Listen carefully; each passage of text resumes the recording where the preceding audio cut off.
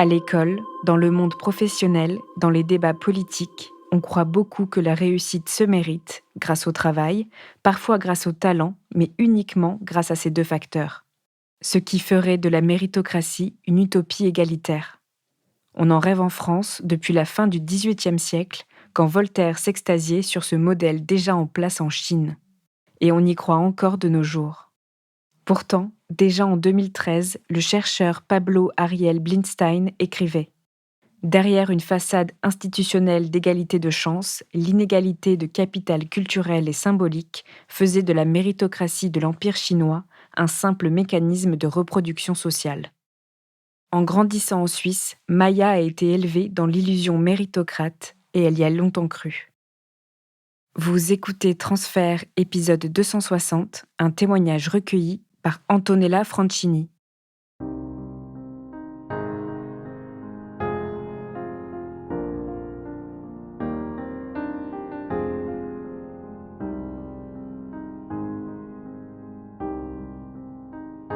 Je nais à Lausanne, en Suisse. Je nais dans une famille de la migration modeste.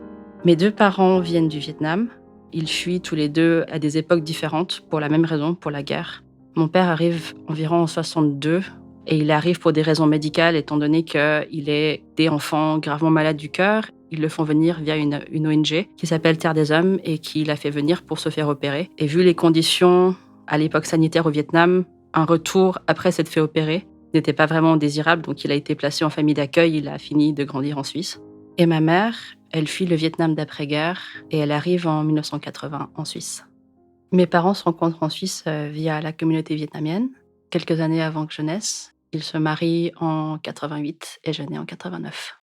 J'ai une sœur plus jeune qui naît 2 ans plus tard. On grandit un peu avec la valeur de bon, l'argent, c'est quelque chose qui peut manquer, donc sois prudente avec. Et même sans argent, on peut se débrouiller. Pendant mon enfance, comme mes parents sont très créatifs, on ne manque de rien, on n'a pas l'impression de manquer du tout. On peut sortir, on va au cinéma pour enfants, on part quand même en vacances. Mes parents sont très économes. Mes parents font absolument tout pour qu'on ne ressente pas le fait qu'il manque et qu'on ait une famille modeste.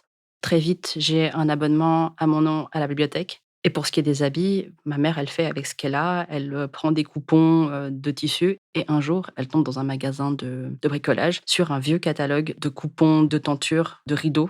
Elle trouve les tissus magnifiques et elle le prend parce que c'est gratuit. Elle nous en fait 2 shorts pour moi et ma sœur et on est super fiers parce qu'ils sont trop beaux. On adore sortir avec et on est toujours en train de dire: «Ah, tu vu, ma maman, elle m'a fait ça». Je ne ressens vraiment pas le fait qu'on vienne de classes populaires. Autant nous, on n'a pas l'impression de manquer, autant je vois que mes parents se privent, notamment le fait que ma mère ne va pas boire des cafés avec ses copines et que, aller au restaurant, c'est vraiment quelque chose d'exceptionnel et encore le restaurant, c'est la cantine, des supermarchés donc c'est pas vraiment, un restaurant mais nous, on considère que c'est une chouette sortie et on ne s'en plaint pas trop. Par rapport à mes parents, la question de l'argent est une question très anxiogène, dans la mesure où on dépend d'une aide ou d'une autre. Mon père étant malade, et ne pouvant pas forcément travailler, ma mère s'occupant de lui parce qu'il avait quand même besoin de soins assez précis. Nous, on se retrouve avec des parents plutôt anxieux vis-à-vis de l'argent. Être pauvre en Suisse, c'est beaucoup de frustration et beaucoup de rappels, quasiment quotidiens, de son statut, surtout que mes parents dépendent d'aide sociale.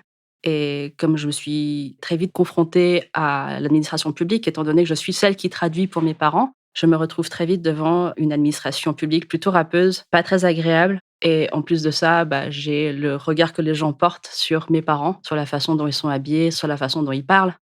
Je vais souvent chez des amis de mes parents et il se trouve que c'est plus le côté de la diaspora vietnamienne qui a réussi et donc c'est des gens qui vivent dans des petits pavillons et je vais régulièrement jouer chez leurs enfants. Je dors chez leurs enfants régulièrement, c'est très joyeux.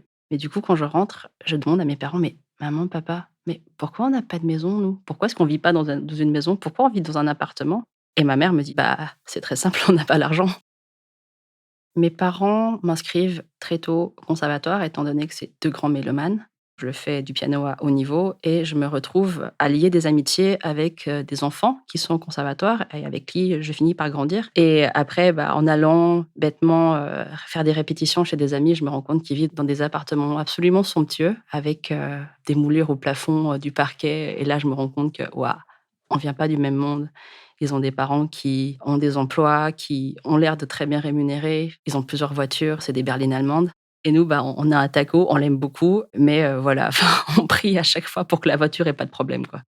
Madeleine, qui est, une fille qui est au conservatoire avec moi. Madeleine et moi, on s'entend très, très bien. On adore aller, se chercher, une barre de chocolat après nos cours.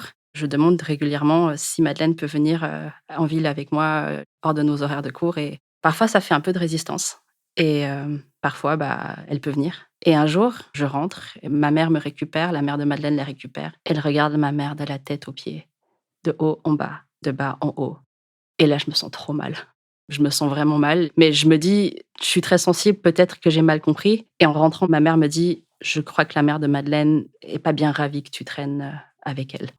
Je me sens pas mal vis-à-vis de l'argent, mais je me sens mal vis-à-vis de mon ami et je comprends pas et ça me vexe. Ça me fait me sentir triste parce que j'aime beaucoup Madeleine. J'en parle à mon père, duquel je suis assez proche et mon père me fait écouter une chanson qui c'est «Les bourgeois, c'est comme les cochons» de Jacques Brel.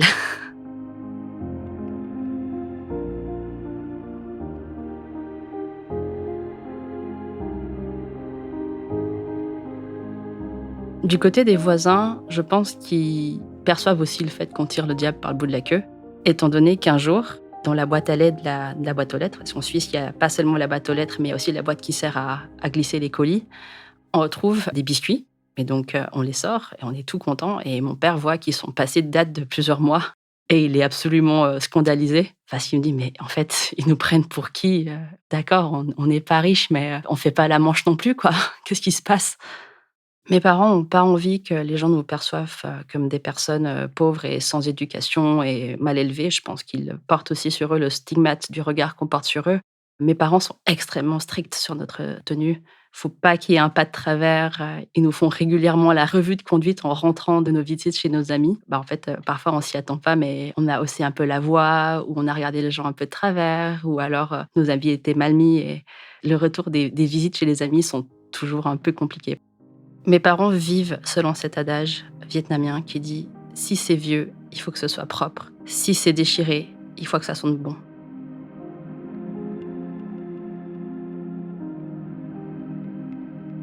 J'ai 19 ans et mon père décède d'un cancer des poumons et mon père, étant malade, du cœur, personne s'attend à ce qu'il meure d'un cancer des poumons et pourtant il part en 2 ans. C'est extrêmement dur pour ma mère, ma sœur et moi. On est une famille soudée, on est une famille assez fusionnelle, assez nucléaire et là, ça implose. Mais ça nous met aussi dans une situation financière compliquée étant donné que, au moment où mon père décède, on a littéralement de quoi tenir 3 mois sur le compte en banque, courant de mes parents. Jusque-là, nous, on vivait sur la, rente invalidité de mon père et de quelques subsides qui étaient liés à son statut de personne avec une maladie qui est en incapacité de travail. Et là, comme il décède et au-delà du deuil, c'est vraiment la situation économique, assez précaire qui nous fait du souci. Mais en travers ça, ma mère trouve assez vite du travail et à ce moment-là, je suis aux études. Après le décès de mon papa, je crois que ça prend quand même 2 ans, tant que ma mère trouve du travail et que j'ai droit à une bourse, assez conséquente pour, continuer mes études. Ma sœur est apprentie et au bout de 2 ans, son revenu augmente parce qu'elle prend de l'ancienneté, même en tant qu'apprentie et ça fait que le revenu total du ménage dans lequel je vis avec ma sœur, ma mère et moi, il est beaucoup trop élevé pour que je reçoive une bourse et on me retire ma bourse. Et là, je me dis: «Mais je vais quand même pas demander de l'argent à ma petite sœur, mais non!» Vraiment de l'incompréhension.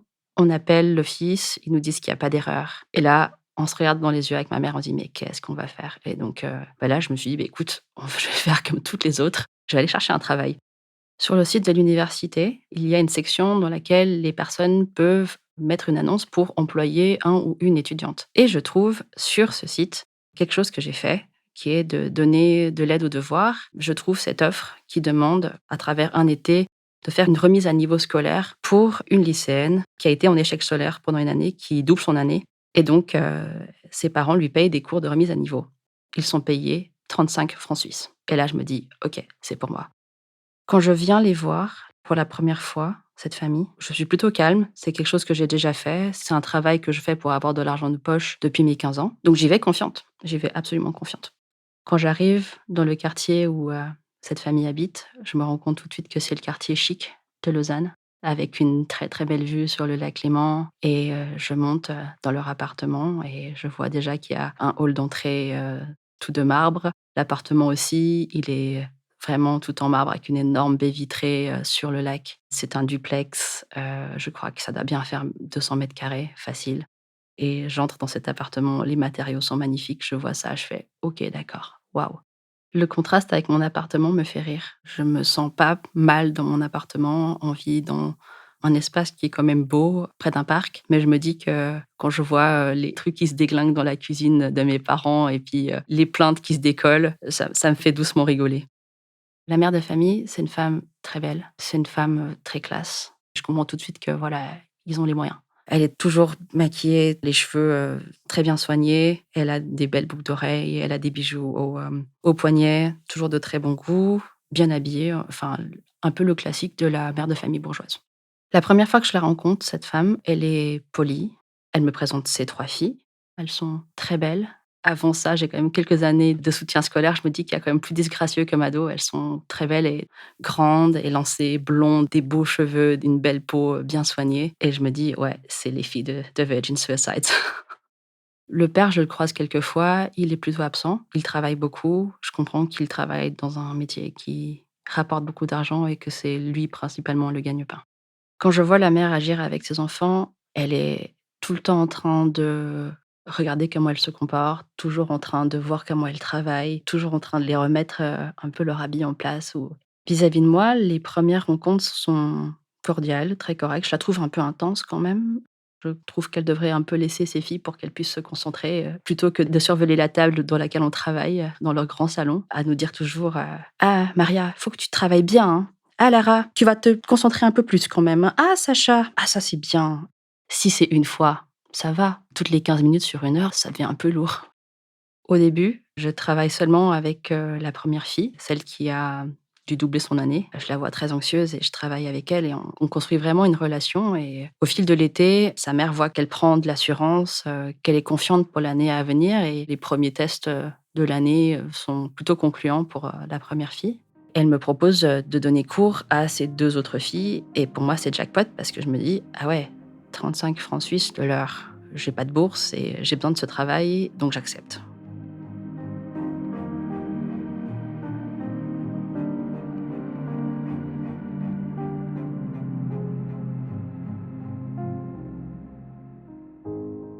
Je me retrouve à travailler 8 heures par, semaine. À côté de ça, j'ai la fac. Enfin, je suis, dans une association étudiante, donc ça prend du temps. C'est ma dernière année de fac et en plus de ça, bah, il faut que je travaille pour cette famille pour, avoir des sous et je travaille du samedi matin au samedi, début d'après-midi et les, mercredis soirs après la fac, donc de 17 à 21 heures. Au début, je donne que les cours, d'anglais et après je me retrouve à donner des cours, d'allemand. Puis je me retrouve à les aider pour faire des cours de français et un jour, elle me demande pour les maths et moi, je suis dyscalculique. Les chiffres et moi, on n'est pas copains.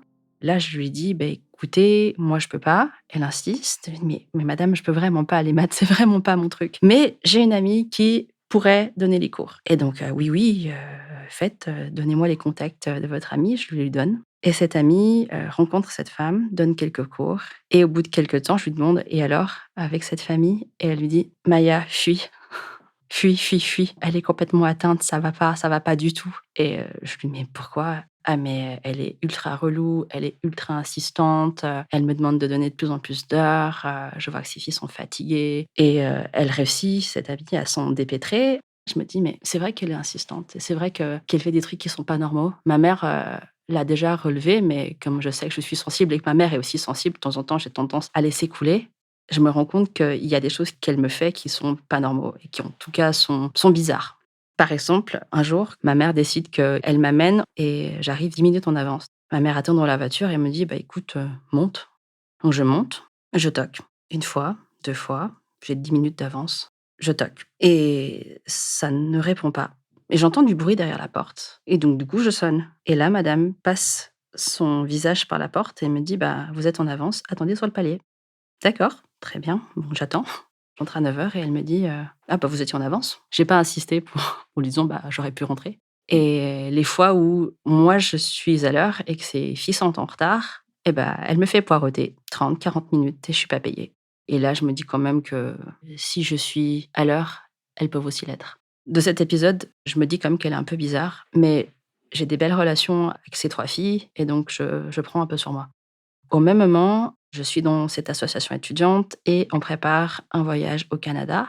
Bien qu'on soit remboursé par la suite, il faut que j'avance les fonds et ça me motive à rester et j'ai aussi envie à ce moment-là de reprendre la photographie qui est une passion qu'on partage avec mon père, qu'on partageait et je veux m'acheter un appareil photo. Quelques mois après la rentrée, madame m'appelle après un cours, elle me dit qu'elle veut revoir mes tarifs.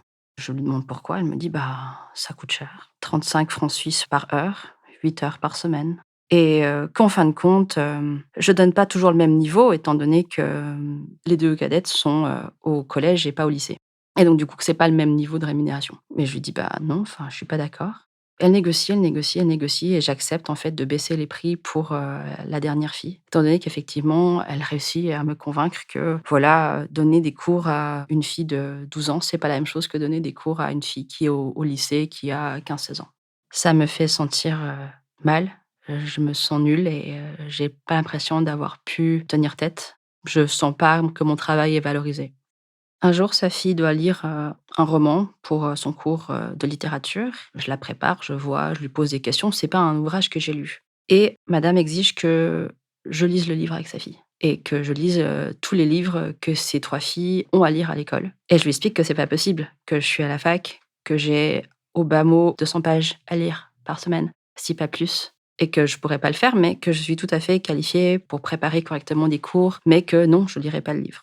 Et elle insiste, et elle insiste, et elle insiste. Et l'heure passe, la leçon se termine, et je rentre chez moi. Il est tard. Je commence à me préparer pour ma journée du lendemain. Et là, je reçois un appel chez moi, sur le fixe. Elle avait effectivement mon numéro sur le fixe et elle me dit que sa fille est anxieuse, qu'elle constate que sa fille ne sait pas sa leçon pour le lendemain et qu'elle n'est pas sûre. Elle insiste pour que je continue d'interroger et d'aider sa fille au téléphone. Pas payé, évidemment. Donc ça, c'est un épisode. Une autre fois, sa fille rentre avec une note, moyenne, pas basse, mais moyenne et là, je termine, mes heures avec, ses filles et elle me tend mon salaire. Je vois qu'en fait, elle m'a payé, l'heure de sa fille, 20 francs et je lui dis: «Mais c'est 35». Elle me dit: «Ah bah non, elle a pas eu les résultats escomptés donc ce sera 20». Et je suis exténuée. Il est 9 heures du soir, j'ai eu cours depuis 8 heures du matin, je suis fatiguée et là, je pars juste, je dis rien, je pars. Je suis trop fatiguée pour négocier, je suis trop fatiguée pour me disputer. Quand je raconte, ce qui se passe dans mon travail, ma mère s'énerve pour moi, ma mère trouve ça absolument anormal. Mes amis s'énervent pour moi, mes amis, sont outrés et moi je dis rien et je reste. Une des raisons pour lesquelles je pense que je reste, c'est parce que je suis très attachée aux 3 filles. Je les trouve super comme ados, j'adore discuter avec elles. On a un rapport, limite d'amitié et donc du coup je reste pour elles. Je sens que les choses, deviennent de plus en plus lourdes pour moi. Je sens que ça me pèse de plus en plus d'y aller. Je sens que la façon dont elle me parle et dont elle parle, en fait, à ses filles me pèse de plus en plus. Et un soir, un mercredi soir, il est 9 heures, je vais rentrer, je suis fatiguée et la première fille se dispute avec sa mère et elle est fatiguée elle aussi et elle lui dit: «Maman, personne ne prend 6 heures de cours supplémentaires par semaine quand on n'a pas de problème à l'école». Et elle me prend à partie. Elle me dit: «Et toi, tu as suivi autant de cours quand tu étais ado, quand tu étais au lycée?» Et je lui fais: «Non, non, non, moi, c'est seulement quand j'avais des problèmes, à suivre que j'avais des cours supplémentaires». Et sa mère me regarde dans les yeux, elle me dit: «Mais ça, c'est parce que vous étiez pauvres». Et à ce moment-là, c'est la fin du cours et bah, je me lève et je pars. Je dis rien de plus et je reste polie, «Au revoir, à samedi» et je pars. Et je me sens humiliée, en fait, je me sens bête de pas avoir, su répondre quoi que ce soit. Je rentre et je dis ça tout de suite à ma mère: «Maman, tu sais ce qu'elle m'a dit?» Et ma mère est outrée évidemment et moi je crois que je suis dans un état de fatigue tel que je passe outre, en fait.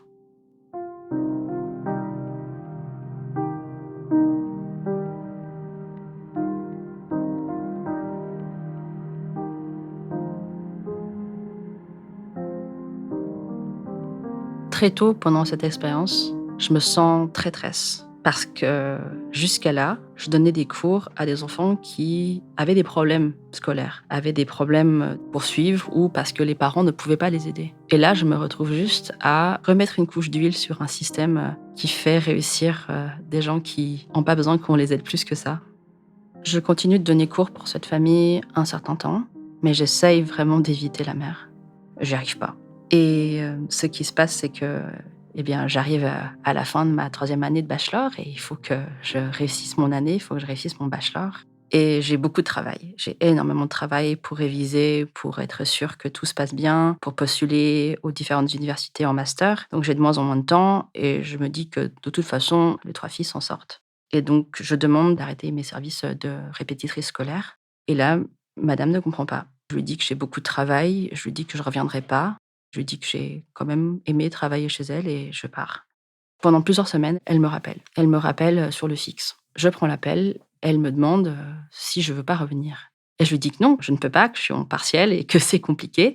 Pendant ces appels, la mère de famille me rappelle qu'on a partagé je ne sais pas combien de samedis midi à manger ensemble, que voilà, je fais partie de la famille, qu'elle est triste, que ses filles sont tristes. Ça me laisse ni chaud ni froid. J'ai trop à faire et je peux pas, ça me stresse juste. Je me dis qu'il fallait mieux me traiter avant. Elle raccroche et je pense que c'est bon. Et elle me rappelle et parfois ma mère voit le numéro, elle me dit: «Ne prends pas, ne décroche surtout pas». Jusqu'au jour où, excédée, ma mère prend l'appel et lui explique. Elle prend un bon quart d'heure à lui expliquer que non, je ne reviendrai pas, que je ne redonnerai pas cours, que c'est compliqué pour moi, que je suis en partiel, que je suis en examen, que c'est chargé et j'ai plus de nouvelles. Quand mon travail avec eux s'arrête, je suis triste. Je m'étais attachée aux filles, on avait une bonne relation, mais je suis aussi soulagée. Et j'espère juste qu'elle réinsistera pas. Et non, elle ne le fait pas. Cette expérience a quand même un impact sur moi. Elle me dégoûte complètement de l'enseignement. Et c'est quelque chose que, enfant, j'avais toujours voulu faire. Mais pendant 7 ans après, j'enseigne plus. Je veux plus avoir affaire à des gens, surtout pas à des parents. Je continue mes études et je suis prise en doctorat. Et pendant ce doctorat, il m'est demandé de donner des cours. Et au début, j'ai quelques doutes et finalement, je me retrouve vraiment là où je voulais être depuis enfant, face à des étudiants, face à des étudiantes, et avoir des interactions avec, des personnes de toutes classes sociales confondues. Des années plus tard, je me rappelle de ces 3 filles et je me rappelle de la chouette relation qu'on a eue et j'ai décidé de les retrouver via Facebook et je retrouve, la petite dernière. Je la contacte, elle me répond, je lui demande des nouvelles, elle me dit que ses sœurs vont bien. Je lui demande ce qu'elle fait et il se trouve qu'elle est aussi, en relation internationale que moi et je suis ravie de le savoir et je suis vraiment contente pour elle et on commence à échanger et je me propose même, parce que, enfin, ça m'intéresse ce qu'elle fait, de lui relire de temps en temps ses travaux, de l'aider si elle a des questions. Un jour, elle me demande, littéralement de lui écrire une dissertation pour elle et je tombe un peu des nues. Quand je me rends compte qu'elle me propose de l'argent pour lui faire ses devoirs, ça me rappelle, en fin de compte, que ses parents et la façon dont elle a été élevée a associé la réussite à l'argent, la réussite à payer des gens. Je me dis que rien n'a changé, qu'ils sont restés les mêmes et qu'ils ont transmis ça à leurs enfants et il y a un certain sentiment de dégoût quand même. J'ai du dégoût vis-à-vis de ces valeurs-là, pas vis-à-vis d'elles parce que je me dis qu'elles savent pas mieux. Elles ont grandi dans un milieu où elles savent pas mieux, mais après je me dis: «Mais elles sont majeures. Elles peuvent se distancer de ce genre de pensée». Je lui réponds que c'est de la fraude, que c'est de la tricherie, que ça peut la mettre dans des gros ennuis, que ça peut me mettre dans des gros ennuis étant donné que, bah, je suis chercheuse, je suis doctorante, j'ai des rapports réguliers avec, des étudiants, des étudiantes et j'ai plus jamais de réponse. Alors qu'avant, je me disais juste: «Tu as une sale expérience». Aujourd'hui, je la vois comme du classisme. C'est cette discrimination par, la classe sociale qui considère que les personnes, plus pauvres, mériteraient moins, seraient, pauvres parce qu'elles sont paresseuses, parce qu'elles ne seraient pas suffisamment travailleuses ou pas suffisamment intelligentes pour réussir. Les gens me parlent beaucoup comme si j'étais une preuve que la méritocratie marche et en fait non, elle ne marche absolument pas. Moi, je suis une exception, je suis pas un produit de la méritocratie du tout. Quand je vois mes étudiants, mes étudiantes maintenant, je vois très bien ceux à qui j'ai quasiment plus rien à apprendre, étant donné que tous les codes et ceux à qui j'ai absolument tout à apprendre et les voir réussir, me donnent beaucoup, beaucoup d'énergie, beaucoup de joie. Mais non, je le vois maintenant du regard de quelqu'un qui donne des cours à la fac. La méritocratie ne marche pas, absolument pas. Maintenant, je suis beaucoup plus indulgente avec moi-même, en sachant que j'ai fait avec ce que j'avais comme arme et j'ai fait surtout parce que j'avais besoin d'argent et j'avais besoin de d'argent pour vivre et donc je m'en veux moins, je m'en veux plus et je crois qu'après avoir donné plusieurs années de cours à la faculté, dans un milieu avec, toutes classes, réunies, je peux dire que j'ai atteint ma rédemption quand même.